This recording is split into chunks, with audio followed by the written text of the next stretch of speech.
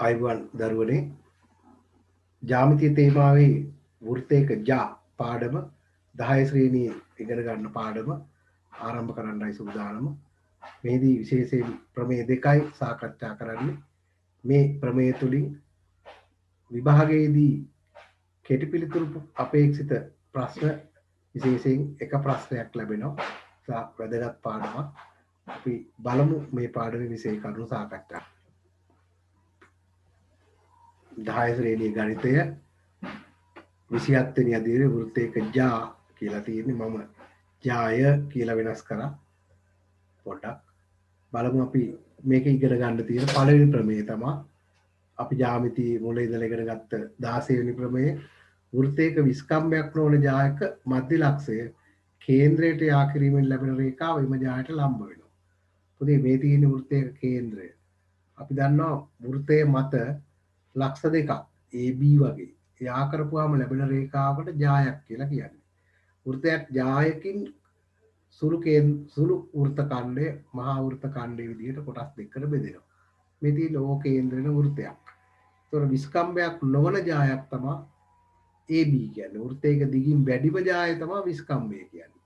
නම් මේ AB කියන්නේ විස්කම්භයක් නොවන ජායක්. ඒකේ මධ්‍ය ලක්ෂය අපි M කියලා අරන් තියෙනවා. මධ්‍ය ලක්ෂය කියලා අඳුරගත්තේ AM සමානයි BM කියලා සංකේත දාලා තියෙනවා. දැන් පුතේ එහෙමනම් ඕනෑම වෘත්තයක් ඇඳගෙන විස්කම්භයක් නොවන ජායක් ඇඳගෙන මධ්‍ය ලක්ෂය ලකුණු කරගෙන කේන්ද්‍රයට යා කරගන්න පුළුවන් ප්‍රමේය විස්තරයේ තියෙන දත්තයන් ඒවා. ඒ දත්තයන් ටිකම තමයි අපි දත්තේ විදිහට ලියන්නේ. එහෙනම් දත්තය O කේන්ද්‍රය වන වෘත්තයේ AB ජායෙහි මධ්‍ය ලක්ෂය M වේ. OM සමානයි OM ලම්බයි AB බව තමයි සාධනය කළ යුත්තේ විදිහට තියෙන්නේ. දැන් මේ සඳහා පුංචි නිර්මාණයක් කරගන්නවා OA OB ආ කරගන්නවා. එතකොට මේ පේනවා ඔබට ත්‍රිකෝණ දෙකක් හැදෙනවා. දැන් අපි ඔප්පු කරලා පෙන්නන්න ඕනේ OM ලම්බයි AB බව. ඒ සඳහා පහසුම මාර්ගය තමයි මේ ත්‍රිකෝණ දෙක අංග සම කරන එක. එhmenan අපි බලමු නිර්මාණය OA OB ඇඳීම. ඒ අනුව මෙන්න මේ OA දිගයි OB දිගයි සමාන සංකේත දාගත්තා. ඒකට හේතුව OA OB කියන්නේ බලන්න OA OB කියන්නේ එක වෘත්තය අරයක්. එහෙනම් ඒ දෙකට සමාන සංකේත මේ වගේ දාගන්න පුළුවන්. ඒතකොට මේ ලැබිච්ච ත්‍රිකෝණ දෙකේ පේනවා OM පාදය ත්‍රිකෝණ දෙකටම පොදු පාදයක්. එහෙමනම් මේ ත්‍රිකෝණ දෙක ගත්තාම එක ත්‍රිකෝණයක පාද තුන අනිත් ත්‍රිකෝණයේ පාද තුනට සමාන බව පැහැදිලිව පේනවා. එහෙමනම් ත්‍රිකෝණ දෙක අංග සම කරමු. කොයි ත්‍රිකෝණ දෙකද? OAM හා OBM. OAM හා OBM ත්‍රිකෝණවල සමානය වලියුම් OA සමානයි OB එකම වෘත්තය අරය.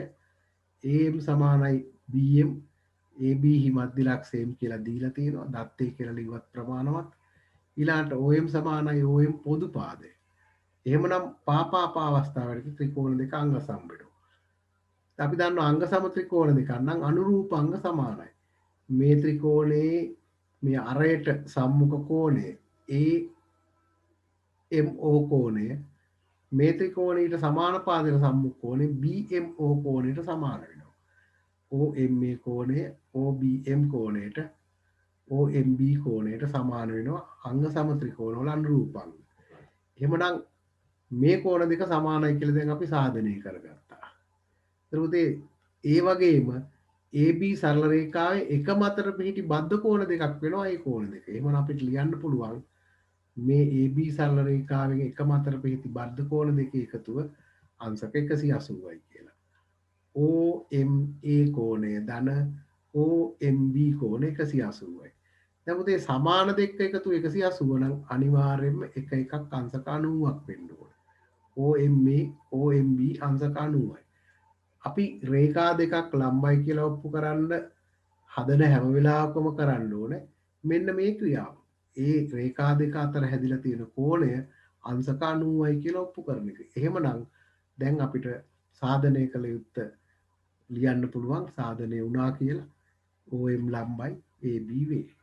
දැන් ඒත් එක්කම තවත් එක ප්‍රමේයයක් සාකච්ඡා කරලාම තමයි මේකේ ගැටලුව හදන්න යන්නේ. දැන් OM ලම්බයි OB කියලා මේ විදිහට ලකුණු කරගන්න පුළුවන්.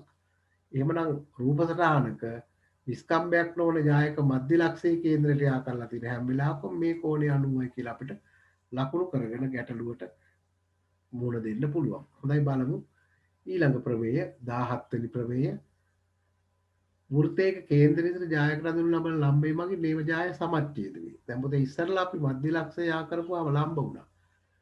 දැන් වෘත්තයක් ගැන කියනවා කේන්ද්‍රයේ ඉඳලා ජායකට ලම්බයක් ඇඳාම ජාය සමච්ඡේද වෙනවා කියලා පෙන්වන්නේ. ඒ කියන්නේ පොතේ දත්තේ එහෙනම් O කේන්ද්‍ර වෘත්තේ O ලක්ෂයේ සිට AB ජායට ඇති ලම්බය OM වේ. රූප සරහනේ තියෙන විස්තරය.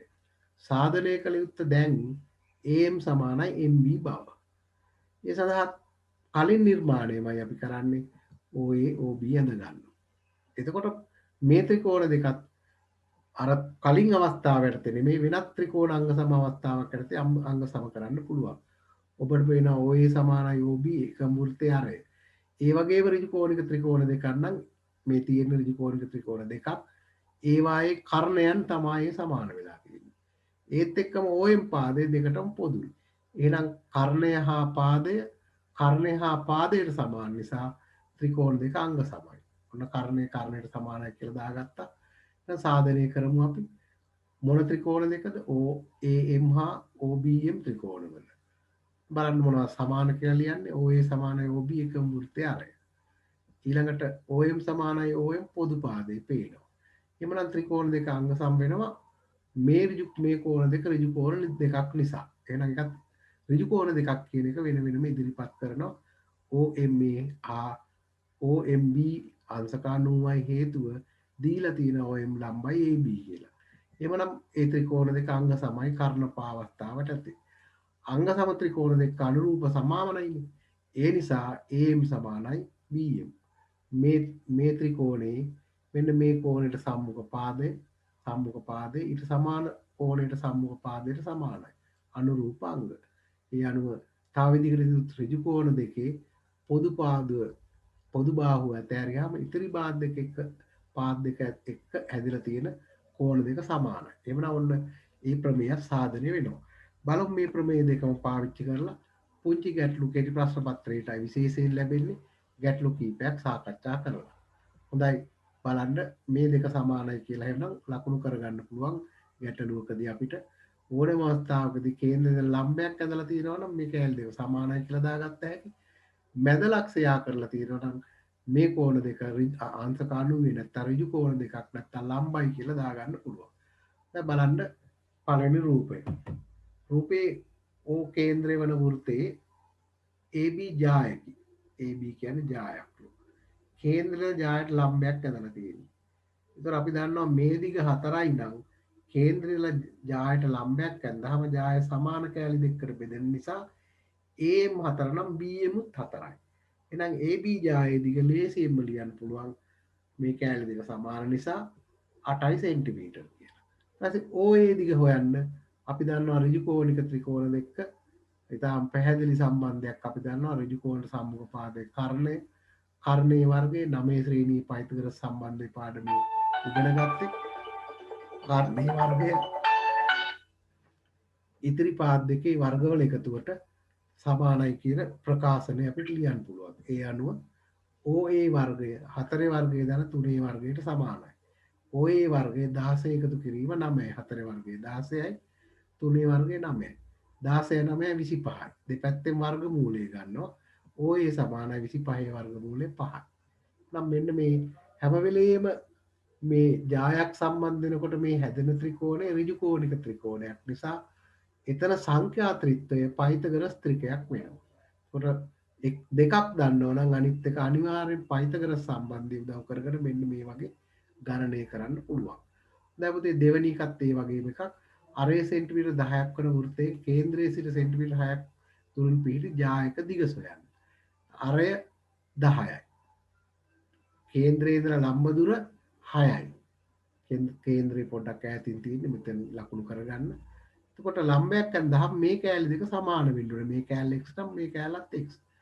දැන් පුතේ මෙතනත් පයිතගොරස් ත්‍රිකයක් තියෙන. එහෙනම් පයිතගොරස් සම්බන්ධය ප්‍රමේයෙන් අපිට ගන්න පුළුවන් 10 වර්ගය හැම වෙලේම කර්ණයෙන් පටන් ගන්න ඕනේ. කර්ණයේ වර්ගය තමයි ඉතිරි දෙකේ වර්ගවල එකතුවට සමාන වෙන්නේ. x අකුර කොහෙද කියන එකට මේ වැදගත් කර්ණය. කර්ණයේ වර්ග ඉතිරි දෙකේ වර්ග වල එකතුවට සමානයි. 10 වර්ගය 100යි. ධන 36 සමාන ලකුණු හරහා අනිත් පැත්තට නැත්තම් දෙපැත්තෙම 36ක් අඩු කරා ඍණ 36 64 සමානයි x වර්ගයේ දෙපැත්තෙන් වර්ගමූලය ගත්තාම x සමානයි 8යි කියලා එනවා. x 8යි කියන්නේ පුතේ ජායේ දිග ඒ වගේ දෙගුණයක් වෙන්න ඕනේ 16ක් වෙන්න ඕනේ. දැන් තවත් පුංචි ගැටලුවකට යමු. අරය 13ක් වුණු වෘත්තයක සෙන්ටිමීටර් 10ක් දිග ජායකට කේන්ද්‍රයේ සිට ඇති දුර සොයන්න. රූපය දීලා තියෙනවා. අරය 13යි කේන්ද්‍රයේ සිට දුර වන වෘත්තයක සෙන්ටිමීටර් 10ක් දිග ජායක්. ජායේ දිග සෙන්ටිමීටර් 10 නම් අනිවාර්යෙන් ලම්බයක් ඇඳාම කෑලි දෙක සමාන නිසා මේ කෑල්ලත් 5යි මේ කෑල්ලත් 5යි. අපි මේ දිගට x කියලා දාගත්තොත් නැවතත් පයිතගොරස් සම්බන්ධය දාන්න පුළුවන්. 13 වර්ගය කර්ණයේ වර්ගය ඍජු කෝණයේ අන්තර්ගත පාද දෙකේ වර්ගවල එකතුවට සමානයි x වර්ගය දන 5 වර්ගයට. 13 වරක් 13 169 x වර්ගය 5 වරක් 5 25යි. දෙපැත්තෙම 25ක් අඩු කරා දෙපැත්තෙන් වර්ගමූලය ගත්තා 12යි කියලා එනවා කේන්ද්‍රයේ සිට ලම්බ දුර. හොඳයි කේන්ද්‍රයේ සිට ඇති ලම්බ දුර සෙන්ටිමීටර් 12යි. බලමු අපි අනුමේයන් දෙකක් සාධනය කරලා වෘත්තයක කේන්ද්‍රයේ සිට සමදුරින් පිහිටි ජාය දිගින් සමාන බව සාධනය කරන්න. පුතේ ඉස්සර මේ ප්‍රමේය මේ අනුමේය ප්‍රමේයක් විදිහටම පැවතුනා පැරණි නිර්දේශේ. නමුත් දැන් ඒක අනුමේයක් විදිහටයි තියෙන්නේ. බලන්න ඒ අනුව සාධනය කරමු අපි. අපිට පුළුවන් කේන්ද්‍රයේ සිට සමදුරින් පිහිටි ජායන් දිගින් සමාන බව. එහෙනම් ඕනම වෘත්තයක් ඇඳගත්ත හැකි. කේන්ද්‍රයේ ඉඳලා සමදුරින් පිහිටි ජාය දෙකක් ඇඳගත්ත හැකි. කැමැති අකුරු දාගත්ත හැකි. ලම්බ දුර සමානයි කියලා දාගන්න පුළුවන්. එහෙනම් මේ විස්තරය අපි ලිව්වොත් එහෙම දත්තය කේන්ද්‍රය O වන කේන්ද්‍රය O කේන්ද්‍රයට වෘත්තයේ ABCD ජාය දිගින් සමාන ජාය දෙකක් වෙන්න ඕනේ. ABCD ජාය දෙකක් AB සමානයි CD බව තමයි සාධනය කරන්න ඕනේ. O කේන්ද්‍රන වෘත්තයේ ABCD ජාය දෙකකි. OM සමානයි ON වේ. එමයි දීලා තියෙන්නේ. OM සමානයි ON වේ. AB සමානයි CD බව තමයි සාධනය කරන්න ඕනේ. ඒ සඳහා අපි නිර්මාණයක් කරගන්නවා මෙන්න මේ විදිහට. OD සහ OA ආ කරගන්නවා. එතකොටත් හැදෙනවා ඍජු කෝණික ත්‍රිකෝණ දෙකක්. බලමු මේ ත්‍රිකෝණ දෙක අංග සම කරගත්තා නම් මේ දිගයි සමානයි කියලා ඔප්පු වෙනවා. මේ දිග කියන්නේ AB ජායෙන් භාගයයි. මේ DN දිග කියන්නේ CD ජායෙන් භාගයයි. භාග දෙක සමාන නම් සම්පූර්ණ දෙක සමානයි කියලා ප්‍රත්‍යක්ෂ ඇසුරින් අපිට ඔප්පු කරගන්න පුළුවන්. දැන් ඉස්සරෝම මොන ත්‍රිකෝණ දෙකද අංග සම කරන්නේ? OND ත්‍රිකෝණයයි OMA ත්‍රිකෝණවල. අපි වෙනවා මේ දෙක සමාන වෙනවා හේතුව OM සමානයි ON දත්තය. ඊළඟට OD සමානයි OA කල්ලුත් දැක්කා එකම වෘත්තයේ අරය. ඊළඟට කෝණ දෙක ඍජු කෝණ කියලා දීලා තියෙනවා OMA කෝණයයි OND කෝණයයි මෙන්න ඍජු කෝණ කියලා දීලා තියෙනවා OM ලම්බයි AB ON ලම්බයි CD නිසා. නමුත් ඒ කර්ණපා අවස්ථාවේ නැති ත්‍රිකෝණ දෙක අංග සම වෙනවා. අංග සම ත්‍රිකෝණවල අනුරූප අංග සම. ඒ නිසා AM සමාන වෙනවා DN ට. අංග සම ත්‍රිකෝණවල අනුරූප අංග සමානයි. එහෙමනම් AM වෙනුවට ලියන්න පුළුවන් භාගයයි AB. හේතුව කේන්ද්‍රයේ සිට ජායට ලම්බයක් ඇන්දොත් ජාය සමච්ඡේද වෙන නිසා. ඒ විදිහටම DN සමානයි භාගයයි CD කියලා ලියන්න පුළුවන්. දැන් පුතේ AM සමානයි DN නම් භාගයයි AB සමානයි භාගයයි CD ප්‍රත්‍යක්ෂය. දෙපැත්තම දෙකෙන් ගුණ කරපුවාම සමානයන් එකම රාශියෙන් ගුණ කරපුවාම ලැබෙන සමාන රාශි සමානයි එකක් ප්‍රත්‍යක්ෂයක්. AB සමානයි CD කියලා ඔප්පු කරලා පෙන්නන්න පුළුවන්.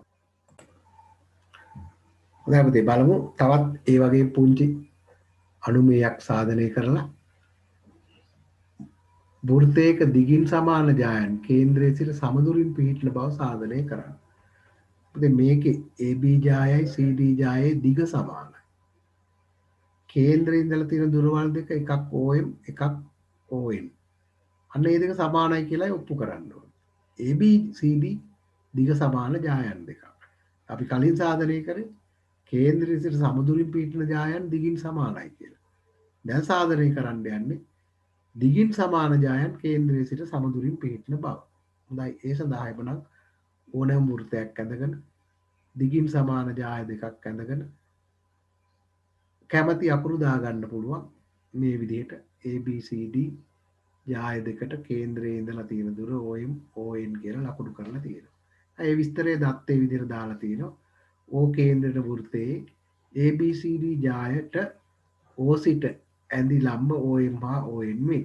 AB සමානයි CD ද වේ. එහෙනම් සාධනය කළ යුත්තේ OM සමානයි ON බව. ඒ කලින් විදිහම නිර්මාණය කරගන්න මේ විදිහට. දැන් මේ ත්‍රිකෝණ දෙක අංග සම කරගන්න පුළුවන් කලින් විදිහටම කොහොමද අංග සම කරන්නේ බලමු. දැනට ඍජුකෝණික ත්‍රිකෝණ දෙකක් කර්ණයට සමාන එක වෘත්තයේ අරගෙන වෙනත් පාදයකට සමාන කරගන්න ක්‍රමයක් තමයි බලන්න ඕනේ. පුතේ AB ජායයි CD ජායයි සමානයි. කේන්ද්‍රය ඉඳලා ජායකට ලම්බයක් ඇන්දොත් සමාන කෑලි දෙකකට බෙදෙන්නේ. එහෙමනම් AM සමානයි BM වෙනවා. තමයි මේ ලියලා තියෙන හේතුව OM ලම්බයි AB නිසා. ඒ අනුව පුතේ AM සමානයි භාගයයි AB කියලා ලිව්වේ. සම්පූර්ණ දිගෙන් දෙකෙන් පංගුවයි මේ දිග. ඒ ලෙසම CN සමාන වෙනවා NDට හේතුව කේන්ද්‍රය ඉඳලා ජායට ලම්බයක් ගන්නවා සමච්ඡේද වීම. එහෙමනම් CN සමාන වෙනවා NDට. ඒ අනුව CN වෙනුවට ලිව්ව හැකි භාගයයි CD කියලා. භාගයයි AB භාගයයි CDට සමාන හින්දා එකම සමාන රාශි වලට සමාන වෙන්න එපා. ඒ නිසා AB සමානයි CD දත්තය නිසා AM සමානයි CN වෙනවා. ඒ අනුව පුතේ අපිට පුළුවන් දැන් මෙන්න මෙහෙම ත්‍රිකෝණ දෙක සාධනය කරන්න. කොහොමද? මේ පාදයයි සමානයි කියලා අපි දැන් සාධනය කරලා. දැන් පේනවා කර්ණයට සමාන එක වෘත්තය අරේ වෙනත් පාදයකට පොදුයි. එහෙමනම් OMA හා OCN ත්‍රිකෝණවල අපිට පුළුවන් ඉදිරිපත් කරන්න OA සමානයි OC එක වෘත්තය අරේ AM සමානයි CN සාධිතයි. OMA හා ONC අංශක 90 කෝණ හේතුව දෙකම ලම්බයි කියලා දීලා තියෙනවා. ON ලම්බයි AB ON ලම්බයි CD. එම නිසා OAM ත්‍රිකෝණයයි ONC ත්‍රිකෝණයයි කර්ණ අවස්ථාවට අංග සම වෙනවා. අංග සම නම් ON සමානයි OM. එහෙනම් පුතේ අපි සාධනය කරගත්තා වෘත්තයක දිගින් සමාන ජායන් කේන්ද්‍රයේ සිට සමදුරින් පිහිටන බව. දැන් පුතේ තවත් උපග්‍රහණ වගේ විධිමත් සාධනය කරන්නේ නැති නමුත් සත්‍යයි කියලා පිළිගන්න ප්‍රමේය දෙකක් අපි සාධනය කරන්න යන්නේ. නිර්මාණ පාඩමෙන් තමයි මේ ප්‍රමේය දෙක අපිට වැදගත් වෙන්නේ. සාධනය කිරීමකින් තොරව ඔප්පු කිරීමකින් තොරව සත්‍යයි පිළිගන්න නිගමන මේ තියෙන්නේ. බලන්න මෙන්න මේ රූපය දිහා මේ තියෙන්නේ මේ වෘත්තයේ කේන්ද්‍රය. ඔය කේන්ද්‍රය අනිවාර්යෙන්ම මේ ජාය බලන්න මේ ජායි ලම්බ සමච්ඡේදකේ තමයි මේ ඇඳලා තියෙන්නේ. එතකොට අපි දන්නවා වෘත්තයේ කේන්ද්‍ර ජායකට ලම්බයක් ඇඳුවොත් සමච්ඡේද වෙනවා. මධ්‍ය ලක්ෂය යා කරොත් ලම්බ වෙනවා. එහෙනම් ජායක මධ්‍ය ලක්ෂයක් අනිවාර්යෙන්ම වෘත්තයක ජායක ලම්බ සමච්ඡේදකේ අනිවාර්යෙන්ම කේන්ද්‍රය හරහා ගමන් කරන්න ඕනේ. එහෙනම් අපි වෘත්තයක් තියෙනවා නම් එක ජායක් දන්නවා නම් ඒකේ ලම්බ සමච්ඡේදකයන් දාම එම වෘත්තයේ කේන්ද්‍රයේ රේඛාව මත කොතන හරි තියෙනවා. ඒ වගේම තවත් ජායක් දන්නවා නම් ඒකෙත් ලම්බ සමච්ඡේදකය නිර්මාණය කරොත් ඒක මතත් ඒ වෘත්තයේ කේන්ද්‍රය තියෙනවා. ඕන තරම් ජායන් උදව් කරගෙන ලම්බ සමච්ඡේදක නිර්මාණය කරොත් එකම ලක්ෂයක් කරා යන්නේ. මේ නිර්මාණ පාඩමට තමයි මේක වැදගත් වෙන්නේ.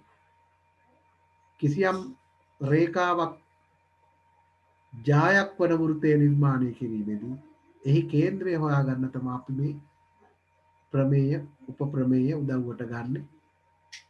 ජායක ලම්බ සමච්ඡේදකය කේන්ද්‍රය හරහා ගමන් කරනවා කියන එකයි මේ ප්‍රමේය. වෘත්තයක ඕනෑම ජායක ලම්බ සමච්ඡේදයක කේන්ද්‍රය හරහා ගමන් කරයි නිර්මාණ පාඩමේ තමයි අපි මේකේ උදව්වට ගන්න. ඒ වගේම තවත් එවැනිම ප්‍රමේයක් ප්‍රමේය 18 ඒකරේඛීය නොවන ලක්ෂ 3ක් කරා ඇදී හැක්කේ එක් වෘත්තයක් පමණි. එතකොට උදේ AB ලක්ෂ 2 කරා වෘත්තයක් යනවා නම් එහි කේන්ද්‍රයේ තියෙන්න ඕන AB ගේ ලම්බ සමච්ඡේදය තියෙනවා. BC ලක්ෂ 2 කරා වෘත්තයක් යනවා නම් එහි කේන්ද්‍රයේ BC ගේ ලම්බ සමච්ඡේදය තියෙනවා. රේඛා දෙකක් ඡේදනය වී හැක්කේ එක් ස්ථානයකදී පමණක් ඉඳලා ඒක රේඛීය නොවන ලක්ෂ 3ක් කරා ඇදී හැක්කේ එක් වෘත්තයක් පමණි. ඒ බඳු වෘත්ත වලට එනම් කේන්ද්‍ර එකයි පවතින්නේ. බලන්න ඉහත ABC ලක්ෂ හරහා යන වෘත්තවල කේන්ද්‍රය AB හා BC රේඛාවල ලම්බ සමච්ඡේදකයේ මත පිහිටයි. ඒවා එක් ලක්ෂයකදී පමණක් ඡේදනය වන බැවින් එක් වෘත්තයක් පමණක් ලැබේ. මේ අනුව ඔන්න ප්‍රමේය 18 අපි තීරණය කරගමු මේ විදිහට ඒක රේඛීය නොවන ලක්ෂ 3ක් කරා ඇදී හැක්කේ එක් වෘත්තයක් පමණ. මේක අපි 11 ශ්‍රේණියේදී කියනවා මේ ත්‍රිකෝණයක් කියලා ගත්තොත් ABC ආකාරොත් ත්‍රිකෝණයක් ත්‍රිකෝණයේ ශීර්ෂ හරහා යන වෘත්තය මේ ලැබෙන්නේ. එතකොට මේ ත්‍රිකෝණයේ ශීර්ෂ හරහා යන වෘත්තයට අපි කියනවා 11 ශ්‍රේණියේදී මේ ත්‍රිකෝණේ පරිවෘත්තය කියලා කියනවා. එහෙමනම් ත්‍රිකෝණයක පරිවෘත්තය නිර්මාණය කරද්දී කේන්ද්‍රය හොයාගන්නේ කොහොමද? ඕනම පාත් දෙකක් ලම්බ සමච්ඡේද කරලා කියන එක අපි ඉදිරියේ පාවිච්චි කරනවා. එතකොට මේ ප්‍රමේය පිළිබඳ තවදුරටත් ඔබට මතක් කරන්නම්. එහෙමනම් වෘත්තයක කෝණ පාඩමේදී නැවත හම්බෙමු.